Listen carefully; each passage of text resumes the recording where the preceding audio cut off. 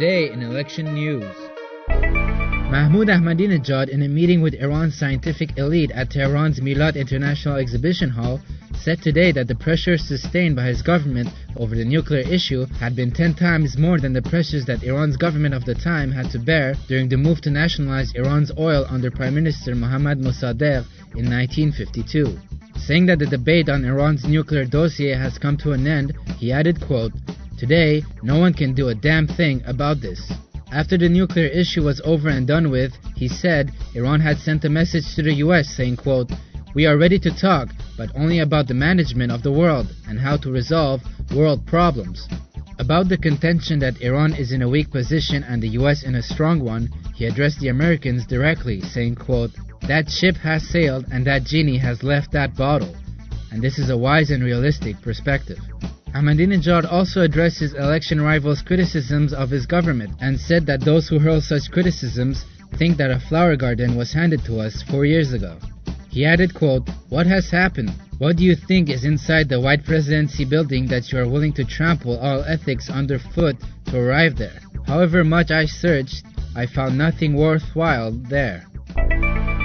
Sadegh Masouli, Iran's interior minister, in a pre-sermon speech delivered at Tehran University, the venue of Friday prayers, today said that for the first time ever it has been announced clearly that each presidential candidate can have a representative at each ballot box.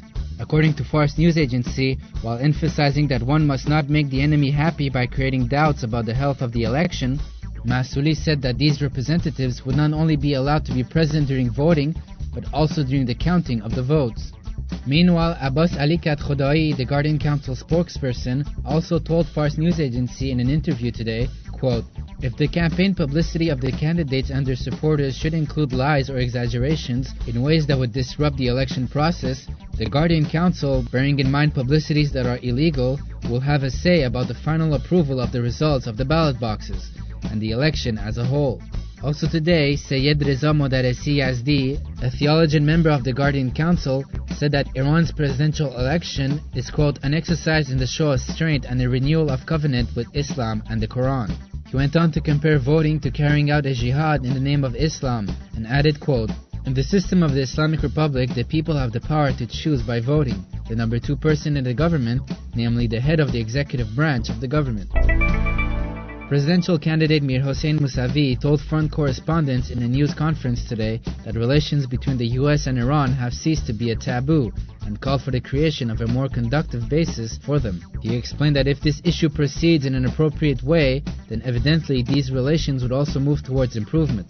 About whether or not he would be willing to hold direct talks with President Obama should the conditions be prepared, he said, quote, "If the conditions and the possibilities are prepared and we witness more signs which point to progress in this matter, I have no taboos about talking and debating."